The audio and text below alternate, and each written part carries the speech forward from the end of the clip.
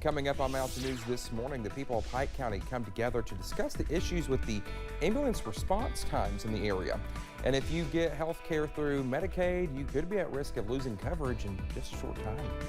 Dedicated to Eastern and Southern Kentucky, this is WYMT Mountain News This Morning. Well, good morning to you. It's almost 5:35 here. It's Wednesday. It's the middle of the work week. I'm Dakota. Thanks so much for waking up with us. Let's head over to Brandon for a look at that forecast. This almost caught you off guard. Well, I was doing something like I usually am. That's all right. You do about 10 things over there? I'm multitasking like usual. Yeah, you're the great multitasker, not me. Exactly. I got to probably stay on like 2 tasks and I'm good. Here's the thing that's different about us. You have to read the screen, the teleprompter. Yeah. All mine's up here, so I can walk and chew gum basically at the same time. So there you go. All right, let's talk about our forecast this morning. Let's take it over to UVA Wise in Southwest Virginia. A little bit warmer over there, one of our warm spots, and a fairly calm start to this first day of March. Can you believe it's already March? Time flying this year. 52 Jackson, 54 Logan, Wise, and Somerset. 43 there in Harlan, 48 in Williamsburg, 53 Prestonsburg and Pikeville, and 36 in Grundy and in Jonesville this morning. Statewide, already 61 in Clarksville, or region-wide, I guess. That's in Tennessee, right there on the border. 54 Nashville, 59 Paducah, 56 Bowling Green, 51 Lexington and Louisville, but 36 across the river in Cincinnati. The coldest spot on this map is Ashland, Kentucky at 35. All right, day planner for today. Sunshine mixed with clouds for most of it. We're going to head into the mid-70s this afternoon. If we get a little bit ambitious, we could tie some records, but I think we'll top out right around 75 this afternoon as those clouds start to increase later in the day ahead of some rain chances tonight. Dakota? All right, Brendan, thank you. Well, a Pike County Fiscal Court meeting was held in Phelps last evening to discuss the need of an ambulance service based in the community. Our Jordan Mullins was there and has more. Pike County officials, ambulance service managers, and folks in the Phelps community came together at the Phelps Volunteer Fire Department on Tuesday evening to discuss an issue with ambulance response in the area. Phelps is the most remote part of Pike County. It's the longest drive from either of the hospitals, and the ambulance provider that has the certificate of need for this area is based in Pikeville. And we're trying to work with them to base an ambulance here. With some folks claiming it took nearly 2 hours for help to arrive. It's just not having an ambulance service. It's taken anywhere from an hour and 30 minutes to 2 hours to get an ambulance.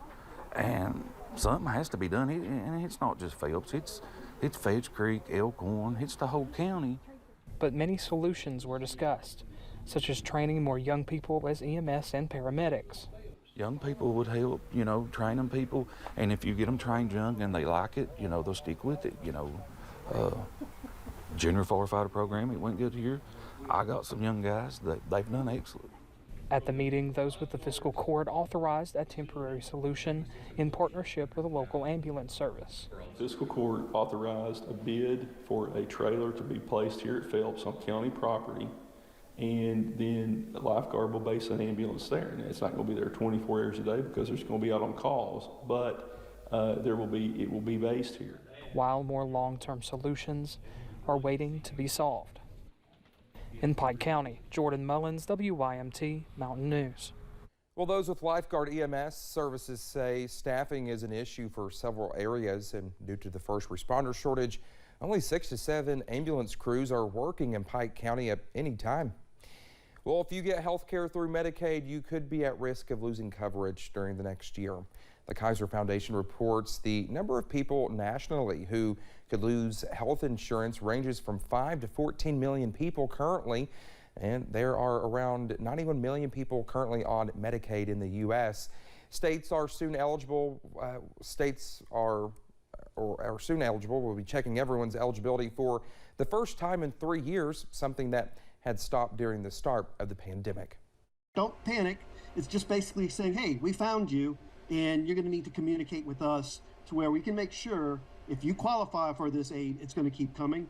And if, hey, look, your income, your household income is back over a mark, we may have to look at cutting you off of the Medicaid rolls. Federal COVID-19 protections will come to an end in April, making many people no longer eligible for coverage. Those who usually qualify for Medicaid include those who are disabled, low income, or children whose parents cannot afford private health care coverage. 7 months after the July flood, a mother-daughter duo are trying to salvage their farm. Missy Young and Andy Newsom own and operate Second Chance Homestead here in Perry County. They grow a variety of things from fruits and vegetables to flowers. Even though they lost the majority of their farm along Highway 476 due to floodwaters, the two of them are already looking forward to setting up at the Perry County Farmers Market. It'll be on a much smaller scale, I'm sure, than it has been in the last few years. Yeah. But and then my jams and jellies and all her baked goodness. All my sweets. It's so good. Well, they hope to be set up at the Farmers Market in Hazard this spring and summer. Well, the Mr. Hollins Opus Foundation is a California-based nonprofit dedicated to donating instruments to underfunded music programs across the nation. And this school year, it's selected a handful of Eastern Kentucky school districts to give back to. Arlissa Williams was at one of those schools yesterday to learn more about the impact this donation will have. The Magoffin County High School Band Program is just one of countless music programs across the Commonwealth that is doing what it can to make ends meet. Oh, this program was absolutely lacking. When I got here, it was very, very underfunded, and we had almost nothing in the way of resources. But a recent grant is helping the Magoffin County High School Band to change their tune. We're tickled to death with how far we've come in our music program, and we are tickled to receive this grant. Through the Mr. Hollins Opus Foundation, the high school's band program is receiving nearly $50,000 worth of drums, flutes, tubas, and the numerous other instruments the school desperately needed.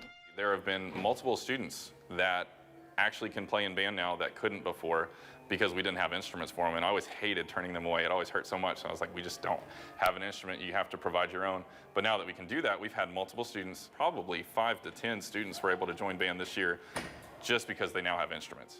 Those with the school say this grant is setting the bar for the future of the band and its students.